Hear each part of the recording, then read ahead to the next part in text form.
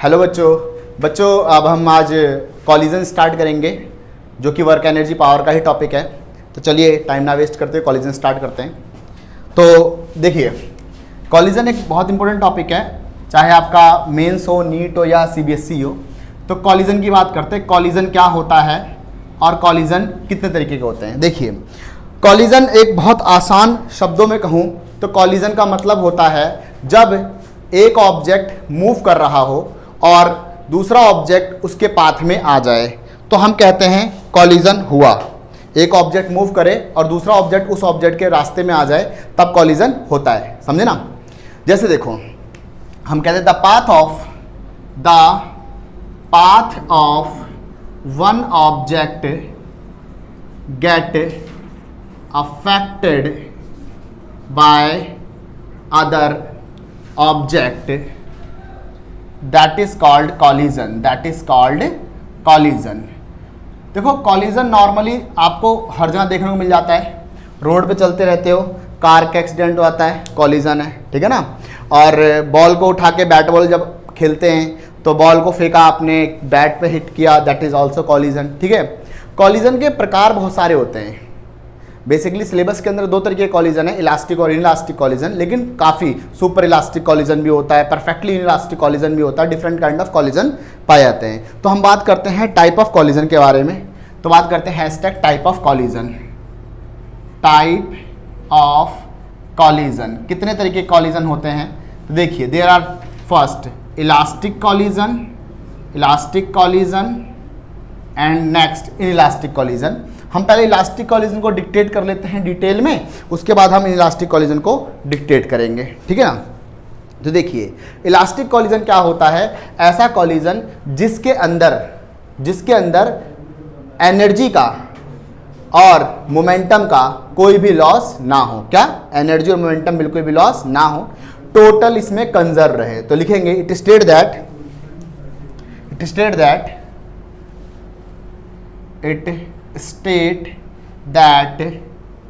the kinetic energy and momentum of body remains conserved। इसमें बेटा total energy भी कहते हैं, टोटल एनर्जी भी क्या रहती है, कंजर्व रहती है, ठीक है ना। तो हम बात करते हैं कैरेक्टरिस्टिक्स ऑफ इलास्टिक कॉलिजन की बात कर लेते हैं। कैरेक्टरिस्टिक्स ऑफ इलास्टिक कॉलिजन, कुछ बातें हम कर लेते हैं फटाफट। इसके अंदर बात करूंगा तो बोलूँगा kinetic energy remains conserve, kinetic energy conserve रहती है, कंजर्व्ड। दूसरा, मोमेंटम कंजर्व्ड, मोमेंटम भी कंजर्व रहता है, और टोटल एनर्जी भी कंजर्व रहती है। बेटा इसका मैं भी एक छोटा सा ना प्रैक्टिकल डेमोन्स्ट्रेशन दिखाऊंगा, मतलब मैं प्रैक्टिकल करके नहीं बट एक प्रैक्टिकल को एक्सप्लेन करूंगा जिससे आपको समझ में आ जाएगा कि ये कैसे कंजर्व रहता है। काइनेटिक एनर्जी वैसे देखो हर जगह कंजर्व नहीं रहती, इसकी हमेशा ना कहीं लॉस होता है। बहुत रेयर है कि काइनेटिक एनर्जी कंजर्व रहे। कौन से कॉलिजन में, परफेक्टली इलास्टिक कॉलिजन जब होता है ना भाई, तब काइनेटिक एनर्जी कंजर्व रहता है, वरना काइनेटिक एनर्जी का तो मैक्सिमम लॉस होता है। सर जी कैसे, कोई बॉल या बैट से टकराए तो भाई कोई भी बॉलर का तो आवाज आती है कट, कितनी तेज आवाज आती ना, साउंड एनर्जी में लॉस हो जाता है, समझ रहे हो ना। मतलब काइनेटिक एनर्जी मैक्सिमम हमेशा लगभग लॉस होता ही है। हाँ, लेकिन अगर मैं परफेक्टली इलास्टिक कॉलिजन का एग्जांपल ले लूंगा तो वहां पर काइनेटिक एनर्जी कंजर्व रहती है, ठीक है ना। बाकियों में तो लगभग काइनेटिक एनर्जी का लॉस होता ही है। क्लियर। तो चलिए अब हम बात करते हैं टोटल एनर्जी रिमेन्स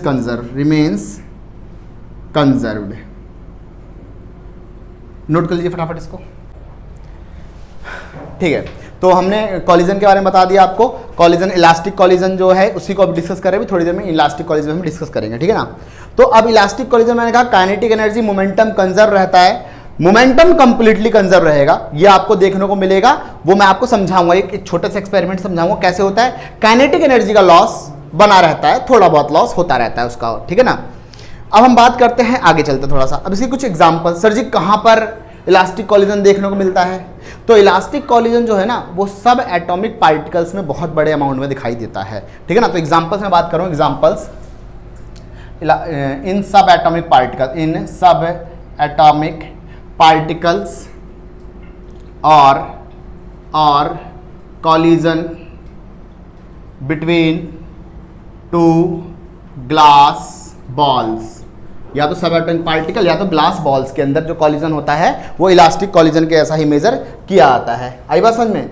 तो वो इलास्टिक कॉलिजन ही होता है, कंजर्व रहता है। अब हम बात करते हैं इनइलास्टिक कॉलिजन की। इनइलास्टिक कॉलिजन क्या होता है? ऐसा कॉलिजन जिसके अंदर मोमेंटम तो कंजर्व रहे लेकिन काइनेटिक एनर्जी कंजर्व ना रहे, ऐसे कॉलिजन को इनइलास्टिक कॉलिजन कहा जाता है। बेसिकली आपको एक बात मैं बता दूं कि जितने भी कॉलिजन होते हैं सभी कॉलिजन मोमेंटम तो कंजर्व रहता है, बार बार मोमेंटम कंजर्व रहता है, लेकिन काइनेटिक एनर्जी कंजर्व रहे इसकी कोई गारंटी नहीं है, बशर्ते वो सिर्फ और सिर्फ परफेक्टली इलास्टिक कॉलिजन होगा तभी काइनेटिक एनर्जी कंजर्व होगी, वरना कंजर्व नहीं होगी। समझे ना? तो हम बात करते हैं इनइलास्टिक कॉलिजन के बारे में और इनइलास्टिक कॉलिजन को हम समझते हैं। तो लिखिए hashtag inelastic collision. Inelastic collision, इसमें लिखेंगे state that the collision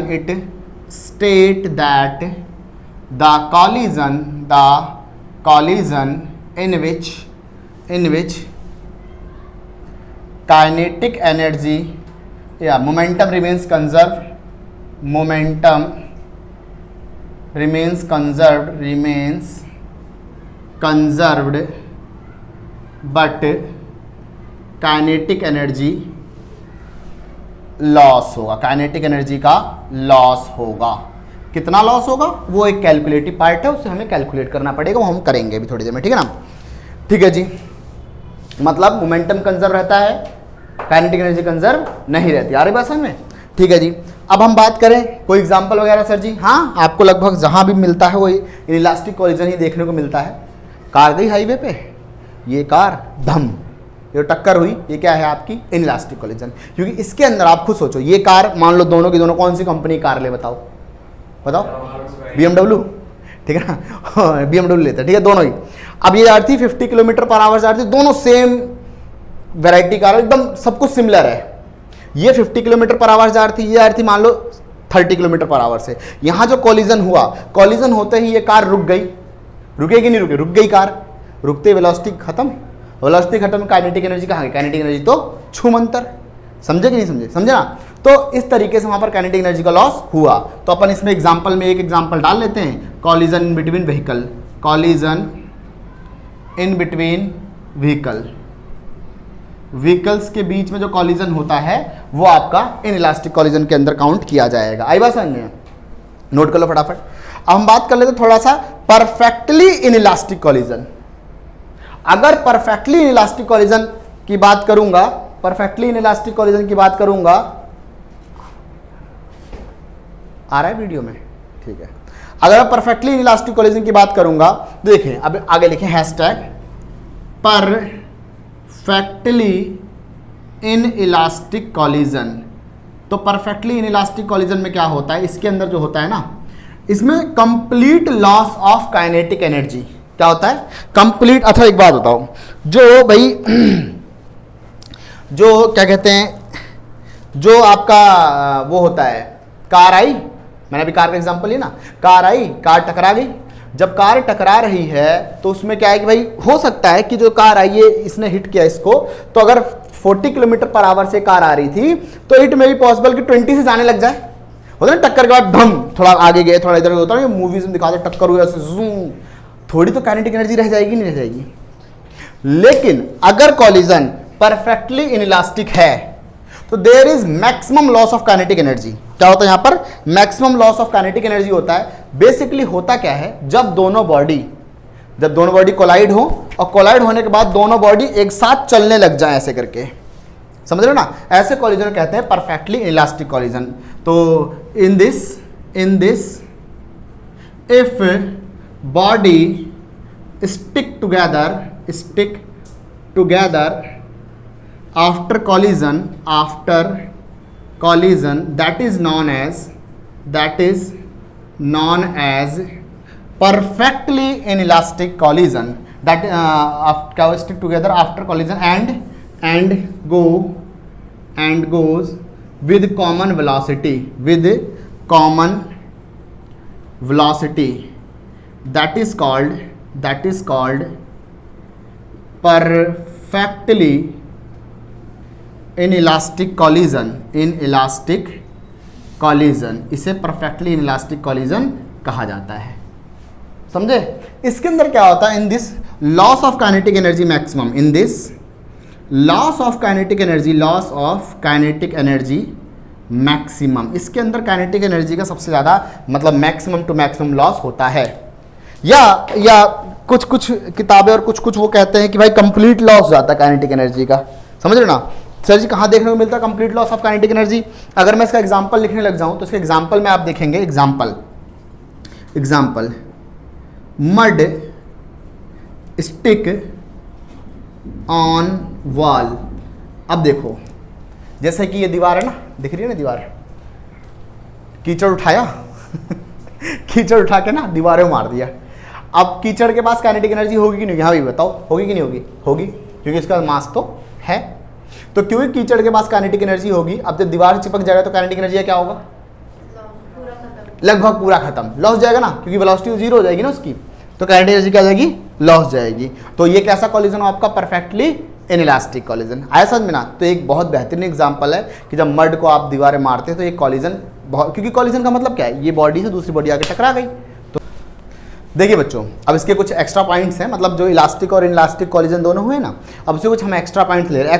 extra points तो नहीं कहेंगे इसे, मतलब ये है कि ये बातें आपको याद रखनी है, क्योंकि ये ना मैंने देखे कंसेप्चुअल क्वेश्चंस में आते हैं, असर्शन रीजन में आते हैं क्वेश्चन से। मतलब मैं आपको क्लियर कर दे रहा हूँ, देखिए क्या, total linear momentum is conserved at each instant of every collision. मैंने आपको लेक्चर के बीच में ही बोल दिया था, मैंने बोलते बोलते समझा तो दिया था आपको, लेकिन अब मैं लिख भी दिया कि कोई भी कॉलिजन हो, किसी प्रकार का कॉलिजन हो, उसमें क्या होता है? टोटल लीनियर मोमेंटम क्या रहता है? कंजर्व। मतलब लीनियर मोमेंटम में कोई नुकसान नहीं होता।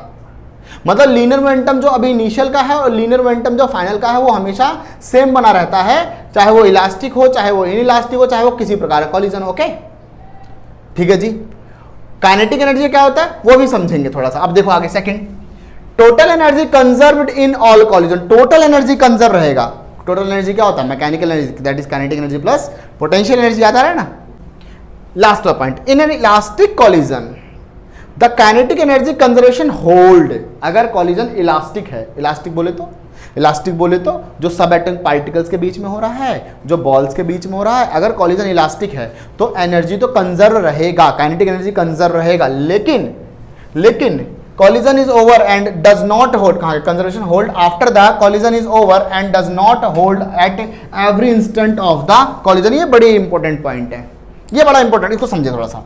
देखो ये मान लेते हैं, फ्रेम मान लेते हैं, इस फ्रेम के अंदर से ये बॉल हो गई, ये बॉल है, और ये हो गई दूसरी बॉल हो गई, ये हो गया ये और ये और ये और ये। देखिए ये कॉलिजन से पहले की बात है, ये कॉलिजन के टाइम की बात है, कॉलिजन के बाद की बात है। कॉलिजन से पहले अगर मैं एनर्जी की बात करूं, जो टोटल एनर्जी रहेगा वो कंजर्व रहता है, अगर इलास्टिक है तो ये कंजर्व रहेगा, समझे ना? कॉलिजन के बाद टोटल एनर्जी क्या रहेगा? कंजर्व रहेगा। लेकिन सर जी कॉलिजन के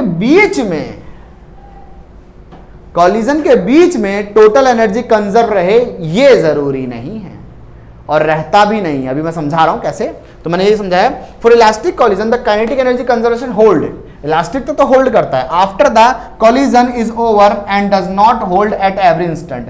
कब होल्ड करता है? बिफोर कॉलिजन होल्ड करेगा और आफ्टर कॉलिजन होल्ड करेगा। लेकिन जरूरी नहीं कि हर एक इंस्टेंट, जैसे आया ये आ रहा धम टक्कर, इस टाइम पे काइनेटिक एनर्जी कंप्लीटली कंजर्व रहे, ये पॉसिबल नहीं है। क्यों? क्योंकि देखो जब आके बॉल भिड़ रही है तो साउंड भी आएगा, है ना, कंप्रेशन भी आएगा। दूसरी बात देखो, जब ये इस बॉडी से ये बॉडी टकराएगी तो ये इस पे नॉर्मल रिएक्शन मारेगा, ये इस पे नॉर्मल रिएक्शन मारेगा, हाँ है ना भाई? अरे भाई बॉडी से बॉडी इस पे भी नॉर्मल रिएक्शन है, इस पे, तो यहाँ पर कॉलिजन के दौरान लॉस होने की संभावना पूरी बनी रहती है। आ रही बात समझ में? तो काइनेटिक एनर्जी का हम कुछ नहीं कह सकते, कॉलिजन से पहले हो तो बाद में कंजर्व, लेकिन बीच का कुछ नहीं कह सकते। चलिए मैं एक एग्जांपल लेके समझाता हूँ इस चीज़ को जो मैंने यहाँ पर लिखा है। देखिए मान लेते हैं ये एक ब्लॉक है, ये मान लेते हैं ऐसे करके, सिस्टम मान लेते हैं ऐसे करके, सुनते रहना बातों को ध्यान से भाई। ये m1 मास मान लो, इसको मान लो m2 मास मान लो, और इसको थोड़ा फील करना। इससे एक मैंने स्प्रिंग लगा दी, ये है ना। अब m1 की वेलोसिटी मान लेते हैं v1 है और इसकी वेलोसिटी मान लेते हैं v2 है। और हम ये लेट कर लेते हैं कि V1 जो है वो ग्रेटर देन V2 है, मतलब ये बॉडी तेज भाग रही है एज कंपेयर टू उसके। ठीक है, ओके। अब थोड़ा दिमाग लगाना, ये बॉडी आई, ये बॉडी पहले स्प्रिंग के कौन सी साइड टकराएगी, लेफ्ट साइड से, है ना, स्प्रिंग का लेफ्ट साइड और ये राइट साइड। अब मुझे एक बात बताओ, स्प्रिंग के जब ये लेफ्ट साइड से टक्कर लगेगी इसकी, तो स्प्रिंग कंप्रेस होगा कि नहीं होगा, होगा, स्प्रिंग कंप्रेस होगा। ठीक है जी, ओके ओके। अब स्प्रिंग कंप्रेस होगा, अब मान लेते हैं ये 10 से जा रहा था, ये 5 से ही जा रहा था, मान लेते हैं। जब ये कंप्रेस होगा तो कंप्रेस होगा, ये स्प्रिंग और क्लोज आएगी, स्प्रिंग और क्लोज आएगी और क्लोज आएगी, क्लोज आएगी, क्लोज आएगी। अच्छा, फिर एक टाइम ऐसा आएगा कि ये जो स्प्रिंग है वो कंप्रेस जाएगी और जो इसकी वेलोसिटी थी, इसकी वेलोसिटी डिक्रीज होगी और इसकी वेलोसिटी इंक्रीज होगी। इसकी वेलोसिटी डिक्रीज होगी 8 7 6, ठीक है ना, 8 7 तक डिक्रीज होगी और इसकी वेलोसिटी इंक्रीज होगी 6 7। बोलो हाँ या ना, समझ आ रहे बात? ओके बेटा, आप भी देखो कि जब जाएगा लेफ्ट एंड से टकराएगा तो पहले स्प्रिंग कंप्रेस होगा, कंप्रेस होने के बाद ये अपनी एनर्जी आगे ट्रांसफर करेगा, तो स्प्रिंग देखो, इसकी एनर्जी डिक्रीज होगी और इसकी एनर्जी इंक्रीज होगी। अब दिमाग लगाओ, अगर मैं मोमेंटम कंजर्वेशन की बात करता हूं तो मोमेंटम तो कंजर्व रहेगा कॉलिजन के पहले और कॉलिजन के बाद, नेट इनिशियल मोमेंटम और नेट फाइनल मोमेंटम क्या रहेगा, कंजर्व रहेगा। ठीक है जी। लेकिन अगर मैं काइनेटिक एनर्जी की बात करता हूं, अब थोड़ा और थोड़ा दिमाग लगाना, मैक्सिमम कंप्रेशन ऑफ स्प्रिंग कब मिलेगा, कोई मेरे को बताए, मैक्सिमम कंप्रेशन कब मिलेगा, मैक्सिमम कंप्रेशन ऑफ स्प्रिंग कब मिलेगा, बताओ। When velocity of V1 and V2 क्या होगा, इक्वल होगा। आप खुद समझे ना, आप खुद दिमाग लगाएं। जब ये जा रहा है, ये तेज जा रहा है, इसने सिर्फ इतना कंप्रेस किया होगा। अब ये क्या आ रहा है, ये कंप्रेस होता इसने जब वेलोसिटी आगे ट्रांसफर करी, जब इन दोनों की वेलोसिटी बराबर हो गई, जैसे 7 मान लेते हैं 7 वेलोसिटी होगी, बराबर हो गई, तो ये उस समय स्प्रिंग सबसे ज़्यादा कंप्रेस हो पाएगा। फिर स्प्रिंग अगर अपने आप को फिर रिस्टोर, लाइक ऐसे था, ऐसे जूम, फिर धम, ये करेगा नहीं करेगा, फिर वो क्या करेगा, इसको इधर भेज देगा और इसको इधर भेज देगा। देखो, कॉलिजन के पहले जो मोमेंटम था और जब स्प्रिंग कंप्रेस हो रहा था, ये स्प्रिंग था, ये स्प्रिंग ऐसे आया, ये ऐसे यहाँ से टक्कर होकर ऐसे आया, ठीक है ना, और ये ऐसे। अब जैसे जैसे अब इसकी वेलोसिटी जो ट्रांसफर होते होते यहाँ पहुँच गई, इसकी वेलोसिटी ट्रांसफर होते होते यहाँ पहुँच गई। जैसे ही ये इसकी वेलोसिटी यहाँ पहुँची, अब ये भी कंप्रेस हुआ, दोनों मैक्सिमम कंप्रेशन हुआ। लेकिन क्या होगा, स्प्रिंग के पास एक रिस्टोरिंग फोर्स होता है, फिर वो धम से रिस्टोर होगा। जैसे वो रिस्टोर होगा तो फिर इसको भी वेलोसिटी दे देगा इधर और इसकी वेलोसिटी इधर दे देगा। इसकी वेलोसिटी पहले डिक्रीज होगी, इसकी वेलोसिटी इंक्रीज होगी। आफ्टर कॉलिजन इसकी वेलोसिटी इधर इंक्रीज होगी, इसकी वेलोसिटी इधर इंक्रीज होगी। तो बोले तो कॉलिजन के शुरू में जो आ रहा था उस समय मोमेंटम, और कॉलिजन के लास्ट में जब जा रहा है तो भी मोमेंटम तो सेम रहेगा। लेकिन काइनेटिक एनर्जी क्या होगा, तो देखो, क्योंकि इसकी वेलोसिटी डिक्रीज हो रही थी और इसके पास, ध्यान देना सब, अगस्त, क्योंकि इसकी वेलोसिटी डिक्रीज हो रही थी तो वेलोसिटी डिक्रीज होते होते ये स्प्रिंग करीब आ गया था एकदम, क्योंकि स्प्रिंग एकदम करीब आ गया था, तो क्या हुआ, इसके पास एक एनर्जी आएगी नहीं, हाफ kx², बोलो हाँ या ना। तो टोटल एनर्जी क्या हो जाएगा कंप्रेशन के टाइम, इसकी velocity half mv² plus half kx² plus half m2 v2 का square, m1 v1² kx² m2। तो ये एनर्जी, ये देखो, ये तो स्प्रिंग की एनर्जी आ गई ना एक। तो बॉडी की एनर्जी कहाँ कंजर्व रहेगी, तो बॉडी की एनर्जी कंजर्व रहे ये ज़रूरी नहीं है। इलास्टिक कॉलिजन के अंदर कंजर्व रहता है कुछ हद तक, लेकिन बाकी कॉलिजन में, इलास्टिक वगैरह कॉलिजन में एनर्जी बिल्कुल भी कंजर्व नहीं रहता। क्लियर है? ठीक है, नोट कर लो फटाफट। तो चलिए बच्चों, अब हम देखते हैं कॉलिजन इन वन डायमेंशन। और ये कौन सा कॉलिजन होगा, इलास्टिक कॉलिजन, है ना। इलास्टिक कॉलिजन में क्या कंजर्व रहता है, मोमेंटम और काइनेटिक एनर्जी, मतलब बहुत अच्छे से कंजर्व रहती है। और बेसिकली देखा जाए थोड़ा सा तो काइनेटिक एनर्जी हर एक इंस्टेंट पे कंजर्व नहीं रहती है, उसका लॉस होता है। जब ड्यूरिंग कॉलिजन होता है तो कंजर्व नहीं रहता ज़्यादातर, और बिफोर और आफ्टर कंजर्व रहता है, ठीक है ना।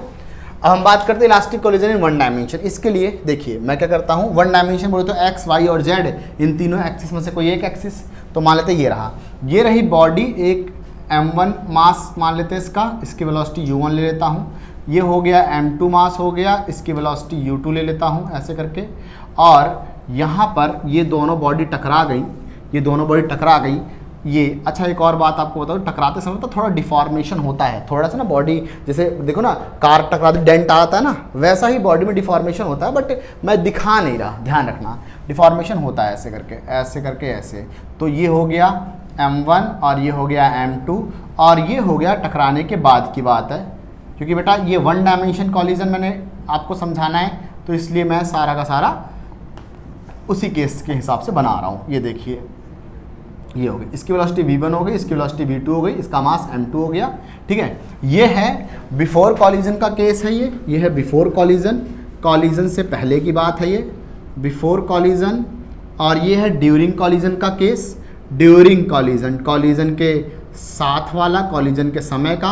और ये है आफ्टर कॉलिजन का केस, आफ्टर कॉलिजन, समझे। तो ये ऐसे। अब सर जी थोड़ा समझते हैं, आओ समझते हैं।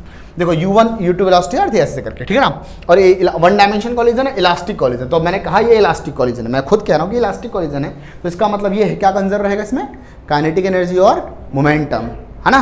गुड, तो कंजर्व रहेगा। अब आगे समझते हैं। देखो M1 एंड M2, M1 और M2 ये क्या है, मास ऑफ बॉडीज, ये बॉडी के मास है। U1 और U2 इनिशियल वेलोसिटी है, U1 एंड U2 ये तो इनिशियल वेलोसिटी हो गए, नोट करते रहे बेटा साथ साथ अगर आपसे हो रहा है तो। इनिशियल वेलोसिटीज़ हो गए, क्योंकि बहुत लंबी डेरिवेशन है। और V1 एंड V2 ये हो गई फाइनल वेलोसिटीज़ हो गई है, ये हो गई फाइनल वेलोसिटीज़ हो गई है, फाइनल वेलोसिटीज़ हो गई, ठीक है ना। ओके जी, अब आगे चलते हैं। देखिए ये इनिशियल वेलोसिटी फाइनल।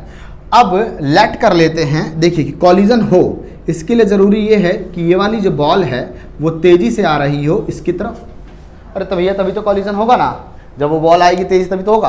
तो मान लेते हैं इसकी वेलोसिटी से ज़्यादा है, तो अगर इसकी वेलोसिटी से ज़्यादा होगी तो अपन जानते हैं कि मोमेंटम क्या रहता है, कंजर्व। चूँकि momentum remains conserve, momentum remains conserved, momentum remains conserved, क्योंकि मोमेंटम कंजर्व रहता है, इसका मतलब इनिशियल मोमेंटम जो हुआ वो क्या हो गया, फाइनल मोमेंटम के बराबर हो गया। अगर इनिशियल मोमेंटम फाइनल मोमेंटम के बराबर हो, इसका मतलब M1 U1 प्लस में M2 U2 जो हुआ वो बराबर हो गया M1 V1 प्लस में M2 V2 के बराबर। बोलो हाँ या ना भाई, अरे हाँ या ना भाई, हाँ, क्योंकि भाई ये इसकी नेट इनिशियल दोनों का मोमेंटम, टक्कर के बाद ये नेट फाइनल दोनों का मोमेंटम। ओके जी, ठीक है जी। अब इसको मान लेते हैं, थोड़ा सा M1 वाले एक तरफ लेते हैं, M2 वाले एक तरफ लेते हैं। M1 ये हो गया आपका U1 माइनस में V1, क्या करा सर जी, मैंने एक ही स्टेप में कर दिया, मैं इसको उठा के यहाँ पर ले आया और वहाँ से M1 कॉमन ले लिया। क्लियर है कॉन्सेप्ट, ठीक है जी। ओके, यहाँ से उठा लेते हैं M2 V2।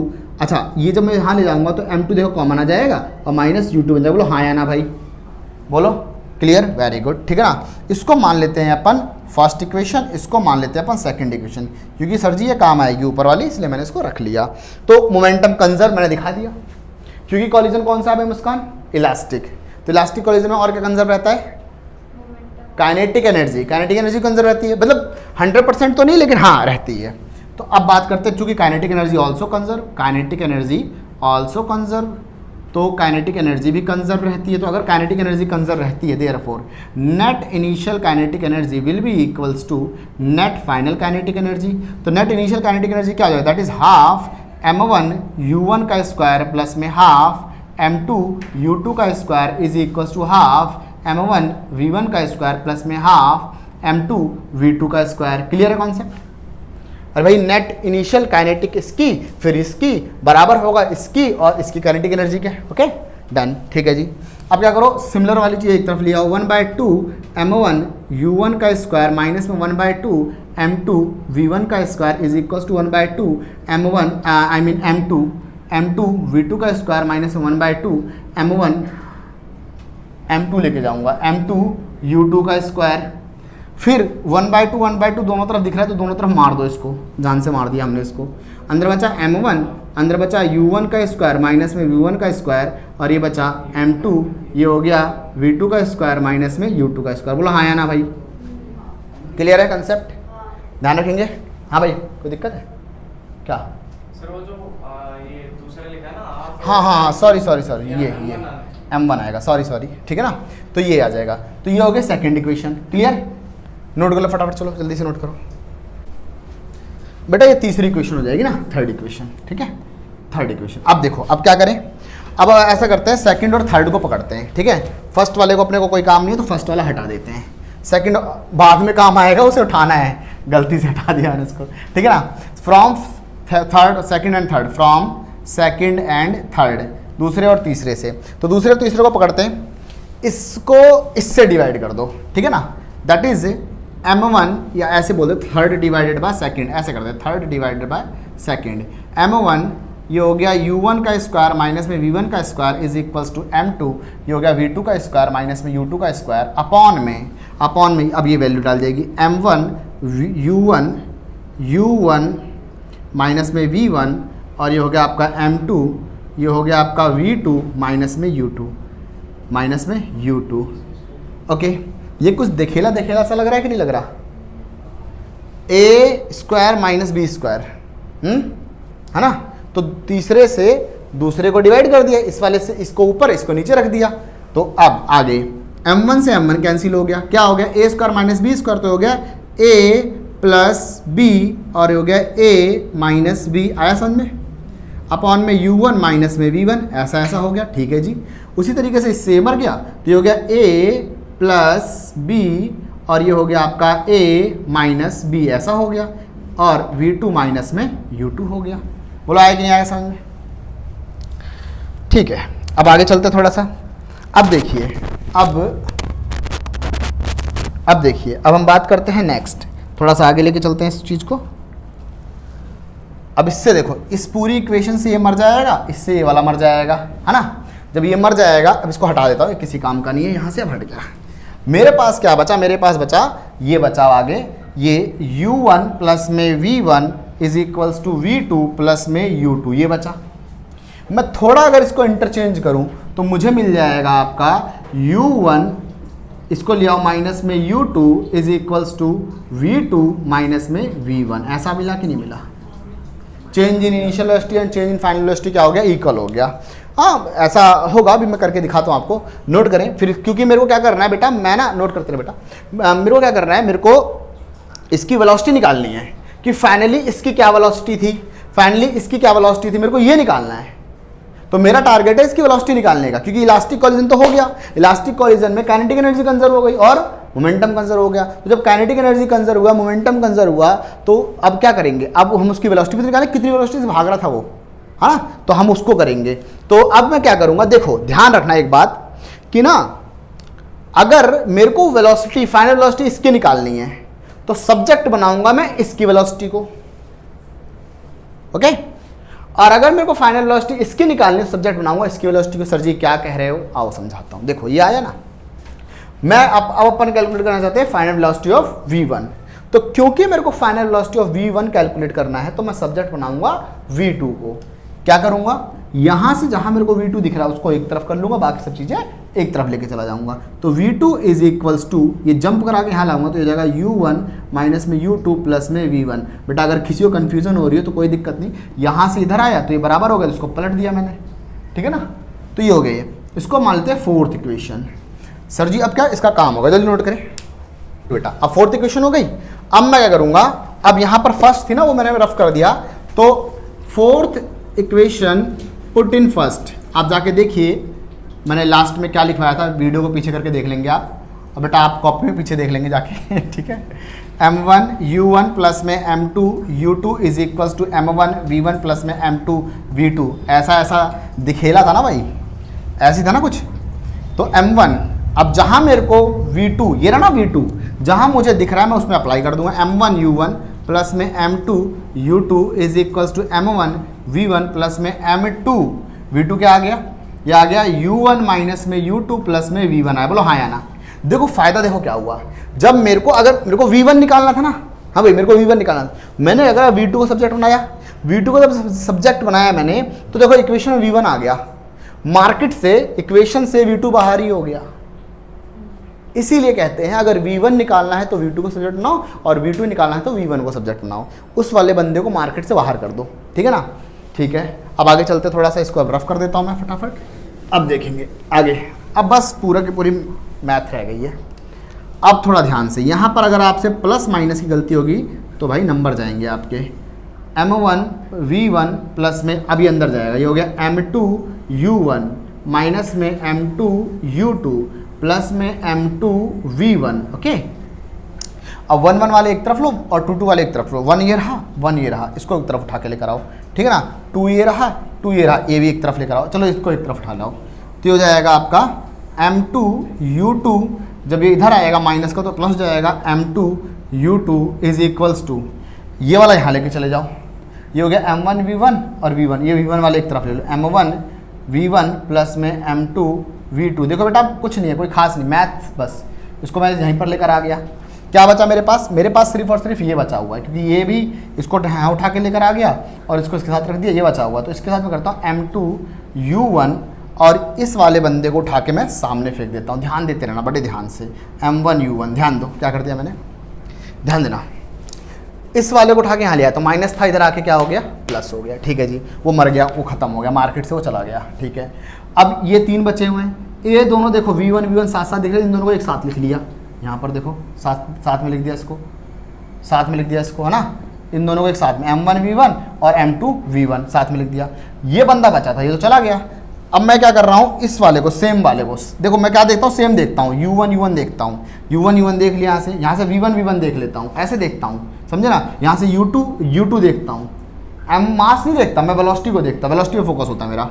तो अब U1 वाले को उठा के उधर लेके चला गया, तो U1 वाले को जब उठा के यहाँ ले गया तो ये आ गया। अब देखो क्या हो गया, ये हो गया 2 M2 U2 is equals to M1 V1, V1 यहाँ से कॉमन आएगा, M1 प्लस में M2 रह जाएगा, और यहाँ से क्या कॉमन आएगा, यहाँ से कॉमन आएगा आपका U1, अंदर बचेगा प्लस में M2 माइनस में M1 और ये आ गया U1। ओह अच्छा, मेरे को तो ये निकालना है ना, ये निकालना है बेटा, देखो ध्यान से, ये निकालना है। तो ये निकालना, तो बाकी सब चीज़ें सामने फेंक दो, तो बाकी सब चीज़ें सामने फेंकूंगा, तो ये वाला प्लस वाला फेंकूंगा इधर, तो माइनस हो जाएगा पूरा पूरा, है ना।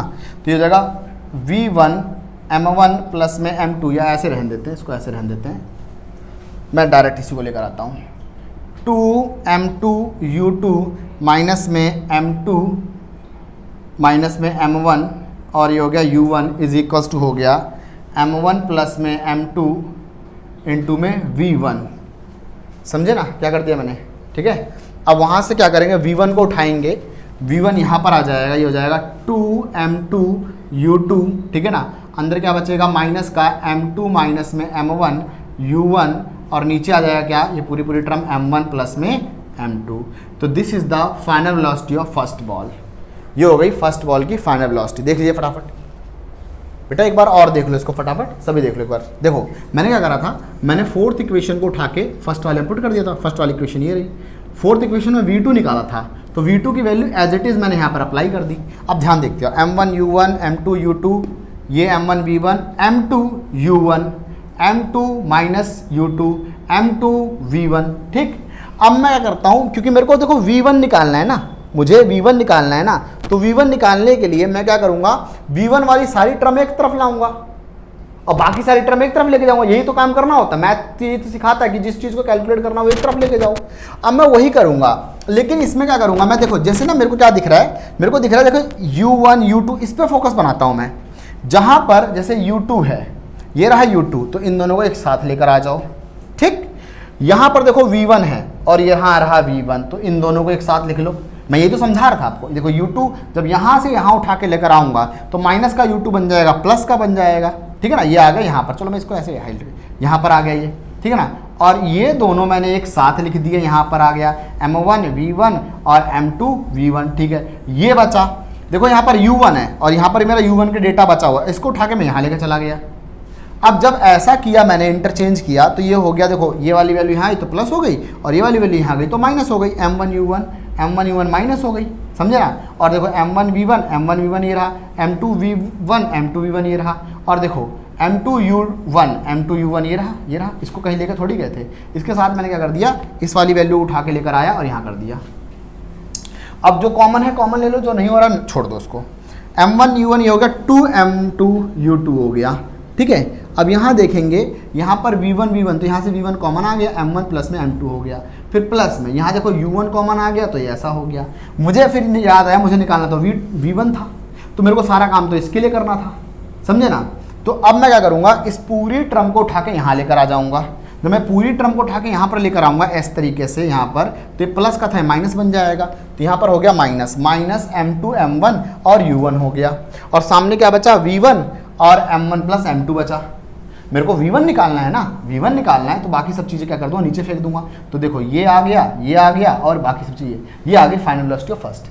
इसी प्रकार से अगर मेरे को फर्स्ट सेकंड वाले की सिमिलरली वेलोसिटी ऑफ सेकंड वाले बॉल की फाइनल वेलोसिटी निकालनी है, तो क्या करूँगा, फॉर्मूला सेम रहेगा, थोड़ा चेंज होगा। देखो 2, यहाँ m2 आया, यहाँ पर m1 आएगा, यहाँ u2 आया, यहाँ पर u1 आएगा, माइनस माइनस m2 आया, m1 आएगा, माइनस माइनस m1 आया तो क्या आएगा, m2 आएगा, u1 आया तो u2 आएगा।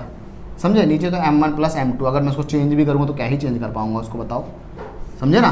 तो ये आ गई फाइनल वेलोसिटी, इसकी आ गई m1 plus m2। Okay, note कर लो बेटा, रफ कर दे। चलिए बेटा, अब हम इसके कुछ स्पेशल केसेस देख लेते हैं। तो देखो फर्स्ट वाले बॉल की फाइनल वेलोसिटी आ गई, सेकंड वाले बॉल की फाइनल वेलोसिटी आ गई। नाउ स्पेशल केसेस जैसे कि पहला, इफ अगर इनके मास बराबर हो जाएं, m1 और m2 बराबर हो जाएं, तब क्या होगा, ध्यान रखना। फर्स्ट वाले वेलोसिटी ऑफ v1, वहाँ m1 m2, यहाँ पर क्या है m1 m2, इसको मान लो m मान लो, तो यहाँ पर m डाल दो, 2m u2 हो गया, माइनस जब ये m बराबर होगा 0, मर गया वो, तो नहीं समझे, अरे भाई वो तो मर जाएगा ना, बराबर होगा मर जाएगा, हट जाएगा वो, नीचे क्या बचेगा, नीचे बचेगा 2m, बोलो हाँ या ना, इससे ये मरा, इससे मरा, ये तो खत्म ही हो गया। तो क्या आ गया, v1 is equals to u2 आ गया। सर जी ये क्या हो गया, इसका मतलब ये, आओ थोड़ा प्रैक्टिकल, मैंने इसीलिए रफ नहीं किया था इसको। मैं मान लेता हूँ पहली वेलोसिटी 10 से जा रही थी, दूसरी वेलोसिटी 5 से जा रही थी, मान लेता हूँ। तो देखो ये u1 है जो कि 10 से, तो u2 क्या है 5 से। टक्कर के बाद अगर मास एकदम परफेक्टली बराबर है, सब कुछ एकदम सेम है, तो टक्कर के बाद जो u2 की वेलोसिटी 5 है ना, वो क्या हो जाएगी, v1 की हो जाएगी। मतलब अब ये टक्कर के बाद ये वाली वेलोसिटी इसकी 5 जाएगी और इसकी क्या हो जाएगी 10, नहीं समझे, इसकी क्या हो जाएगी 10, क्योंकि क्या होगा, अगर परफेक्टली मास वास सब बराबर है ना, तो ये अपनी वेलोसिटी इसको दे देगा, ट्रांसफर कर देगा, कंप्लीटली ट्रांसफर हो जाएगा, क्योंकि ये इलास्टिक कॉलिजन है पूरा। तो इसकी वेलोसिटी क्या हो जाएगी, u2 ये रहा ना 5, तो अब क्या हो जाएगी, v1 की फाइनल वेलोसिटी 5 है, मतलब ए वाली बॉडी की फाइनल वेलोसिटी 5 जाएगी। अगर मैं इसको इस वाले में डाल के देखो, इस वाले में डाल दो फटाफट, इस वाले में v2 is equals to 2m u1 upon में 2m से 2m गया, v2 is equals to u1, ये वाला ज़्यादा अच्छा है। मतलब final velocity of second body, इसकी फाइनल वेलोसिटी हो जाएगी initial velocity of first body के बराबर। ये तो समझाया ना मैंने, अगर दोनों का मास बराबर होगा। क्लियर। सेकंड पॉइंट लिखते हैं, when body collide against a stationary body. Second, when body collide against stationary body, मतलब कि अब जो u2 है वो क्या हो, रुका हुआ हो, u2 है जो वो क्या है, रुका हुआ है। m1 is equals to m2 is equals to m, और u2 जो है वो क्या है, रुका हुआ है, 0 वेलोसिटी है। तो वैल्यू डाल दो वहाँ पर, ठीक है ना। अगर u2 रुका हुआ है तो v1 क्या हो जाएगा, तो बेटा अगर u2 रुका हुआ तो मर जाएगा ये तो पूरा, समझे ना। और फाइनल वेलोसिटी v1 क्या हो जाएगा, 0 हो जाएगा, मतलब कि बॉडी रुक जाएगी। इसकी फाइनली क्या होगा, देखो अगर ये रुका हुआ है ना, ये रुका हुआ है, तो जब ये बॉडी आएगी, जब इससे भिड़ेगी ना, तो देखो v1 इसकी फाइनल वेलोसिटी क्या हो जाएगी, 0, मतलब ये बॉडी भी क्या होगी, रुक जाएगी। क्या होगी बॉडी, ये रुक जाएगी। आई बात समझ में, समझ आ रहा है, नोट कर लें फटाफट फिर, ठीक है बेटा। तो देखो फर्स्ट बॉडी क्या होगी, रुक गई। अगर मैं उसी के आगे सेकंड बॉडी की बात करूंगा, सेकंड बॉडी अगर देखो क्या है ना, ये बॉडी ये रही, ये छोड़ दो, इसको हटा दो। अगर नेक्स्ट देखते हैं कि अगर जो m1 है, थर्ड पॉइंट, इफ m1 कहाँ गया, ये रहा, m1 lighter than that of m2, मतलब जो बॉडी भाग के आ रही है वो हल्की हो, जो बॉडी भाग के आ रही है, एंड u2 ये रुका हुआ हो, ये बॉडी हल्की हो या बॉडी भारी हो, तब क्या होगा। देखो u2 जब रुका हो तो v1 इसकी वेलोसिटी क्या हो जाएगी, u2 जब रुका हुआ है तो ख़त्म ही हो जाएगा। और यहाँ ध्यान दो, ये तो पूरा डेटा खत्म हो जाएगा, 0 हो जाएगा, माइनस। अब m2 जो है, m2 कहाँ गया, ये रहा m2 भारी है, मतलब मान लो 10 मान लो m2 मान लो 10 और ये मान लो 5, 10 में से 5 गया, 5 बचा। तो आंसर क्या है, नेगेटिव। आंसर क्या है आपका, नेगेटिव। तो आंसर आएगा आपका जो V1 आएगा वो क्या आएगा, नेगेटिव आएगा। V1 क्या आएगा, नेगेटिव। इसका क्या मतलब सर जी, समझ में नहीं आया? दोबारा आओ, मैं दोबारा बता रहा हूँ क्या कह रहा हूँ मैं कह रहा हूँ अगर M1 जो है वो हल्का है, M2 भारी है, M2 जो है वो बड़ा ब्लॉक मान लो और M1 मान लो छोटा सा मास मान लो, M2 इतना बड़ा पहाड़ सा मान लो इसको, समझे ना। तो अगर M2 ऐसे करके पहाड़ सा है और ये इतनी छोटी सी बॉल है, तो नॉर्मल सी बात है ये बॉडी भागते हो जाएगी, जूम बड़ी तेज़ी से भागती हो जाएगी। तो अगर ये रुका भी है, ये रुका भी हुआ है, जीरो है, तो अगर ये रुका हुआ तो ये डेटा तो मर जाएगा पूरा पूरा। अब मैं इसकी फाइनल वेलोसिटी देखता हूँ। देखो इनिशियल वेलोसिटी U तो आ ही रहा है, U1 से तो आ ही रहा है, फाइनल देखता हूँ इसकी क्या वेलोसिटी है। जाएगा, भिड़ेगा और क्या होगा, वापस भाग जाएगा। क्यों वापस भाग जाएगा? क्योंकि देखो ये नेगेटिव हो गया ना, क्या हो गया, नेगेटिव हो गया ना। मतलब फाइनल वेलोसिटी जो होगा, फाइनल वेलोसिटी जो होगा वो इनिशियल वेलोसिटी क्या हो जाएगा, नेगेटिव हो जाएगा। बोलो हाँ या ना। Final velocity of first will be negative of initial velocity of first. तो अगर मैसिव बॉडीज टकराएगा, टकरा के वापस आ जाएगा। समझ में आया? आया समझ में? नोट कर लो बेटा फटाफट इसको।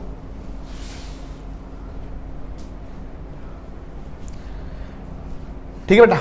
तो बेटा ये हुआ इलास्टिक कॉलिजन, डन हुआ, ठीक है ना। इलास्टिक कॉलिजन इन 1 डायमेंशन ये खत्म हुआ हमारा, ठीक है। अब नेक्स्ट रह रहा है इलास्टिक कॉलिजन इन 2 डायमेंशन, और हम इसके ऊपर SCV के और काफ़ी अच्छे अच्छे क्वेश्चन जो कि नीट और JEE में पूछे गए थे, CBSE में पूछे गए, तो हम करेंगे अगली क्लास में। चलिए बच्चों, मिलते हैं अगली क्लास में। Tata bye bye.